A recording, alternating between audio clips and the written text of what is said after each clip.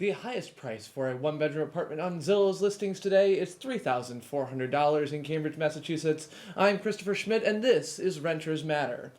So the big event of this week for renters like us is the city council election was last night. And for the first time in a long time, well, maybe that's not true.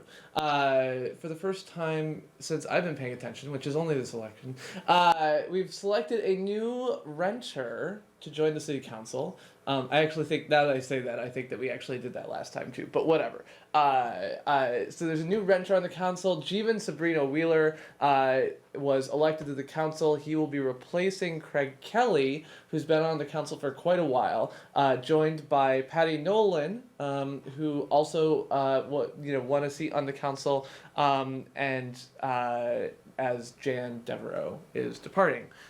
So Patty and Jeevan in, Jan and Craig out. So what does this mean for renters like me, and maybe like you, if you're a renter, or if you're not, what does it mean for you anyway? So the big issue in this year's election was housing. In fact, the reason that this show exists is in part because of my participation in, the housing debate in Cambridge, learning more about it, learning about zoning, learning about development, learning about, tenant protections and other issues related to that from my work with Boston DSA and other groups. And so housing was very much on the ballot. What we found, and what you find if you look, is that everyone says they want to solve the housing crisis, right? Everybody wants to solve the housing crisis. Nobody's like, hey, I would like to just not solve a problem. Everybody wants to solve the housing crisis. Okay, great. But you got to commit to doing something on it. And so what are you going to do is really the question. And so if you look at the candidates who are running, you saw a variety of different approaches, some of which were more akin to, focusing on regional approaches to housing, some of which were focused on, finding new sources for affordability specifically. Some issues that were talked about was, eliminating parking minimums or setting up minimum, number of units like has been done in Oregon and Minneapolis, or potentially looking at only, building new things near transit and other spaces like that. So what was that going to look like in what came out at the end of the day?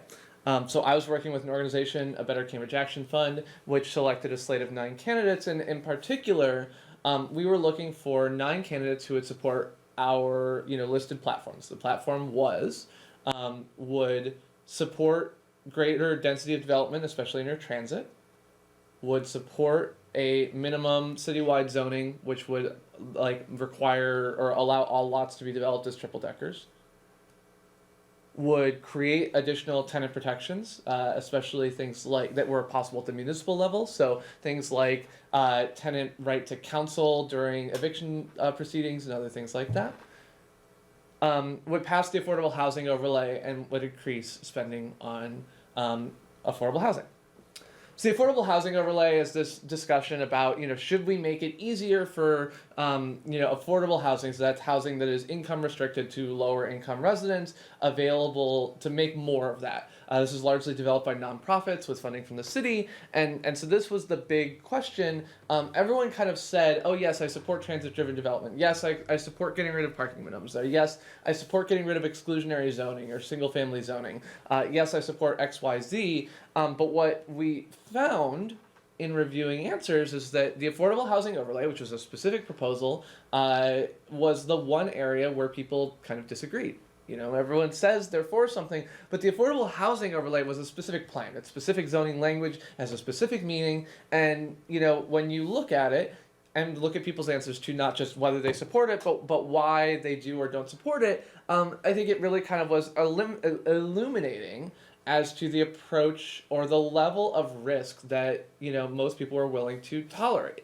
For people who were willing to tolerate greater risk because they see, or, greater trade-offs, right? Trade-offs is really the right word. It's not risk. The affordable housing overlay, the biggest difference that we saw was what trade-offs are you willing to make in order to see more housing available for low-income residents? Are you willing to,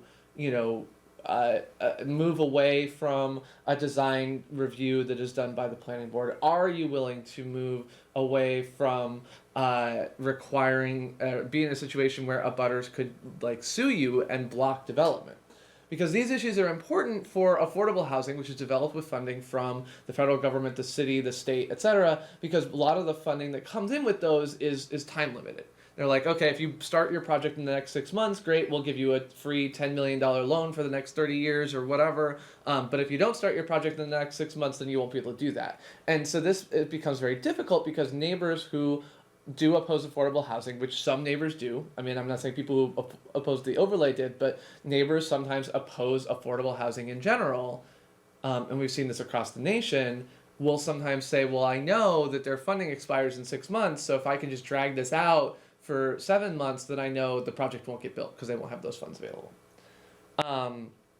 And the other thing the affordable housing overlay said was that you could build slightly taller buildings in residential neighborhoods, and you could build slightly taller buildings on corridors like Mass Ave and Cambridge Street, because those are areas where typically buildings are taller.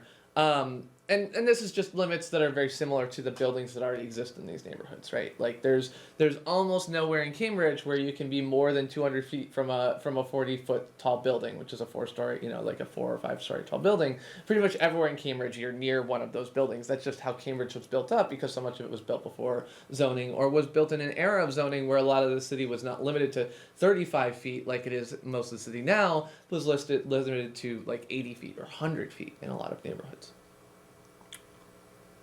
So that debate point, the affordable housing overlay, do you support the affordable housing overlay? Not an affordable housing overlay, not some other proposal. Do you support this proposal on the table? And it turned out that a lot of people didn't support this proposal on the table. And a lot of the people who didn't support the proposal on the table didn't really support the key ideas of the overlay at all. So there's kind of three significant components. One, in my mind, one is, it's a little bit more dense, a little bit taller. You can build more units on a property, blah, blah, blah, right? So like, do you support more density in places where this is developed?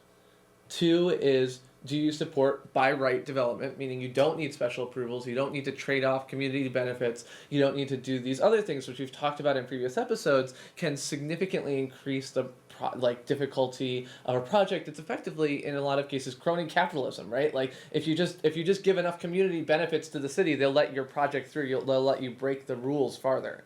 And so the affordable housing overlay would have gotten rid of that. It would have said, if you follow these rules and you build it just for low-income residents, then you can build up to these limits. No gamesmanship, no trading favors, no, making deals, backroom or otherwise. Like, you wouldn't have to do that. And the third thing is that it's a citywide proposal. Rather than it being that we allow more density in East Cambridge or along the eastern edge of Cambridgeport, where MIT has a bunch of property, or Harvard Square or Central Square, that you would have slightly increased density citywide. And this would get rid of a lot of kind of exclusionary, historically, policies that were put in place that have become, in some cases, exclusionary after the fact, or have influenced these types of things. So those are the three things, right? Citywide, more density without the ability to stop a project you don't like, because that's a problem. And basically all the candidates who disagreed, they would say, well, I like two of those things. I don't mind it being citywide, and I don't mind slightly more density, but I think you have to have design review. Like, we have to have design review of everything. I don't have a problem with taller buildings, but we have to have a strict design review. Or they would say, well, I don't have a problem with the aesthetics, but I do have a problem with the idea that it's citywide. This shouldn't go in West Cambridge. This shouldn't go in, these historical areas, because it will ruin the character of the neighborhood. Now, the biggest issue, of course, for me is that I think the character of the neighborhood is less the buildings and more the characters in the neighborhood. As I've lost my friends, as I've lost my children's schoolmates, as I've lost all kinds of people in the Cambridge area because they've been priced out, I think that's more important, but whatever. So overall, A Better Cambridge was running with a slate of 9 candidates who all supported the affordable housing overlay, who all supported eliminating parking minimums, who all supported minimum multifamily zoning throughout the city, or eliminating historical restrictions on the stuff. And of those 9 candidates, 6 were elected, which is great. I'm super excited about that. 5 incumbents came back, so that's Mark McGovern, Denise Simmons, Tim Toomey, Alana Mallon, Sumbul Siddiqui, all of whom have been super great throughout the past year. I've been really paying attention to the municipal politics, and some of whom have been allies even before that for me as part of the Upgrade Cambridge municipal broadband effort. In addition, Jeevan Sabrina Wheeler, someone who I consider myself friends with, from the Boston DSA. He's been a tenant rights activist, and is someone that I'm really happy got on. As well as I said, Patty Nolan, who also favors a bunch of eliminating single family zoning, also favors finding ways to add more units in existing houses, also favors finding ways to eliminate parking requirements if we do it thoughtfully, also favors all of these kind of pro housing reforms. Quentin Zondervan and Dennis Carlone continuing as incumbents, who have been strong, stalwart defenders of the idea of tenant protections, which is again one of the aspects of the ABC platform is tenant protections, and I really do want to see the city get to yes on a lot of these tenant protections that we can offer at the city level. Some people are worried about rent control. I'm totally down with people organizing around rent control if that's what they want to do, but I don't care as a city councilor that that's where you spend your time. I would rather you spend your time on things the city can do, not things the state has to do. I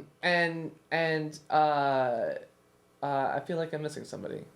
Dennis, Quentin, Patty, and then the 6 from the Better Cambridge Action Fund site. So that's awesome. It's so awesome because there's so much that we can do with a strong pro-housing, supermajority, with other councilors who are focused on issues like tenant protections, like eliminating exclusionary zoning. I think there's a lot of opportunity for Cambridge to move forward and implement some of these rules, these changes, especially the zoning. So what does this actually mean for your rent? Not much. Short term, not much. Overall, the reality is that we've dug ourselves a 100-year-long hole, or more realistically, because of the growing population and urbanization movement, as well as Cambridge's desirability increasing the past 15 years, we've been digging ourselves a hole by not building enough housing. And we've seen what happens to prices, and this is a region-wide problem. The only city that's building anywhere near enough housing, or is even trying, is Boston. Everyone else is kind of not doing their share, including Cambridge. So with that being the case, with a shortage of probably tens of thousands or of units of homes over the past few years as jobs have increased and people have moved back to the city, you're not going to see rent go down anytime soon. One thing I think you could see is movement on some aspects of tenant protections, right? So this could be something where we look at like I said, funding legal aid for evictions. A lot of times when your landlord raises your rent, by default, you go to a month-to-month lease in Massachusetts when your lease expires. And I'm not a lawyer, so if any of this is wrong, it's wrong. I'm sorry, just ignore me. But when your lease expires, you go to a month-to-month lease, and your landlord will come to you and say, well, I want to raise the rent by $300 a month or $700 a month or whatever. And what they don't tell you, they don't have to tell you, they're not going to tell you, is that you don't have to pay that. You don't have to sign a new lease. You don't have to, your existing agreement with them, to the best of my knowledge, continues until you sign a new agreement with them. And if they want to have you stop living there, then they have to evict you. And evictions are a costly and time-consuming process. One where realistically, nobody really wants to fight a process, because in the end you're going to move. You don't get to live somewhere forever. If the owner doesn't want you there, eventually you will move. But you can delay this oftentimes by 2 to 6 months while you look for something else, or while you try and arrange something else with the landlord, or maybe they want to bargain with you and say, well, I said 700 but you're not leaving, so let's do 500 or 200 or whatever. So all of those things are possibilities, but in an eviction proceeding, almost always the landlord is represented by a lawyer, and the tenant rarely is. And what we've seen in cities like New York City that have passed right to tenant right to counsel, is that there are 80% of people who go through these proceedings are actually able to stay in their home. They're able to stay in their home because they negotiate something with a lawyer, or the landlord doesn't really want to go through with this, and those are great stories. So Sumbul Siddiqui, who's a legal aid lawyer, and has worked with a lot of families on keeping them in their homes, has talked about how important it is to her to see these things happen, has worked with residents of Cambridge to get them access to the city's legal aid services, and see these things go forward. So I think that that's the type of thing that we could see, is greater tenant protections, greater investment in tenant protections from the city in some cases, or in a broader set of cases than what we have today. I think that it's possible that in the next 2 years we will pass rules that make it easier for housing to be developed. This is a missing piece right now of development in the city, is the lack of infill development, the lack of conversion of existing, single family homes into two family or 3 family homes. And there are 2 kind of pieces that go with that. One is, in a lot of places you just can't build a 3 family home, it's just not allowed. And the other is parking minimums, right? Like if you have an existing house on a lot and it has it's a small lot, and it has just a parking space, and you want to convert that to a 3 family home, you're going to have to get some kind of variance or exception to the rules in order to do that, because you have to have 3 parking spaces. Now in Cambridge, there's about 35% of people who don't own cars. So the idea that we have to have, 3 parking spaces for every home when a lot of households don't own cars doesn't make sense. And this is something we've seen from reports all over the place where, in large developments, something like 40% of required parking spaces that are built, oftentimes which are lower than this 1 unit per 1 space per unit limit, are those spaces are unused. 30% of them are unused in Boston. But more importantly than that is that it's really difficult to take a small property, which is developed without those parking spaces, and add it, right? Like if you don't have, if you have a backyard that is around behind the back of the house and you've got a small driveway next to the house, where are you going to add another parking space? Like you just can't really do it. And so as a result, you can't expand the house, or you can't split up your existing building in the house because the parking spaces aren't there.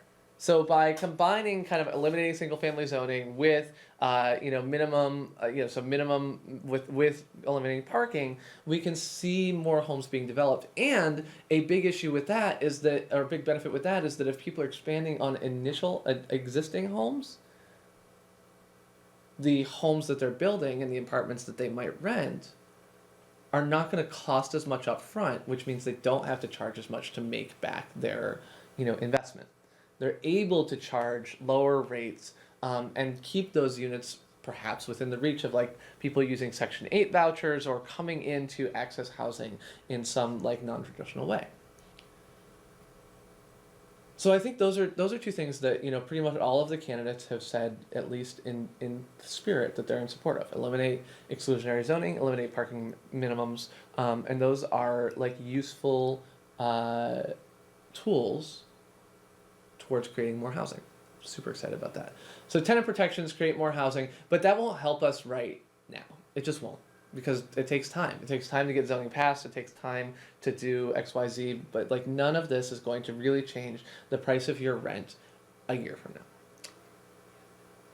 And probably not 2 years from now either. But the other thing that I'm hopeful we can get to yes on in this term, the other thing that is going to require more work because this isn't as strong of a commitment from folks, is that another thing that can help is if you create dense apartment buildings in areas where which are resilient communities, because you don't want to really screw people who are living in low income areas. They kind of get screwed enough already. But if you build in Central Square or Harvard Square more fancy rich people apartments, right? So Proto in Kendall Square, where, or as I was mentioning when I started, Watermark Kendall West is renting an apartment, of 1-bedroom apartment for $3,300 a month. So if you make more spaces for these $3,300 a month apartments for people to live in them, then what you can do is see people who would otherwise take low-end apartments moving into rich people apartments. And what you can also see, and this actually is a friend of mine, just recently moved, works at a tech job, and recently moved from a 4-story walk-up in Back Bay to a new condo development in Boston. It's called Ink Block. And that building, is all fancy and expensive and everything else like that. And he's selling now his older, 2-bedroom condo in Boston for a lot less than the new condo he's moving into, right? So you open up this affordable house, like more affordable housing. I don't mean affordable housing and like available to low income people, but more affordable housing. If we're talking about housing affordability, and and then and you can kind of repeat the cycle, right? Like you open up this unit, someone else moves into the middle priced unit, and you can kind of see a chain reaction. So rich person moves into rich person space, middle income person moves into the previous middle income space that was occupied by the rich person, lower income person moves into middle income person. This does not help people at the bottom. It's not going to help anyone who's homeless. It's not going to help anyone who's like a grad student making $30,000 a year is not going to get helped by this. They're still going to have to share with 4 roommates or move out of Cambridge because there's just no other options. But these are things that we can do because it can help like families who are do have 2 incomes and can afford some of these middle priced units, but can't afford the new thing that's opening up in the Watermark building. And I think the place to do that, and I think that the way that we can do that with the council that we have, with the support of 6 pro-housing counselors who spoke out in support of increased density near transit, and say, great, like let's make Central Square and Harvard Square areas of development. Let's take the Harvard Square zoning petition that's currently going through and let's carry that to the finish line. Let's talk about being able to have special permits grant, unlimited FAR up to the form boundaries of the property, whether that's height and setbacks and everything else like that. Let's talk about doing form-based zoning there so we can redevelop some of Harvard Square into something that's not kind of a moribound historical artifact, but is instead a growing and thriving part of our city that's right on top of transit and has places for people to live. Not just Harvard students, but other people, to revitalize some of the street level retail that is in Harvard, that is kind of struggling under having all of these buildings be super old and expensive and not really well suited for small retail development. Let's figure out how to do that. And that petition brought by Suzanne Blier and a bunch of people who are in general not super strong housing advocates and have opposed the affordable housing overlay, or rather don't advocate for housing in the same way that I do, right? Who oppose the affordable housing overlay, who don't necessarily agree with me on housing views, do agree that we need to do something about Harvard Square. And I hope that we can find a way to make progress on that in a way that's helpful, because I actually think that the zoning petition for Harvard Square that was submitted a couple weeks ago is pretty good. And I look forward to that.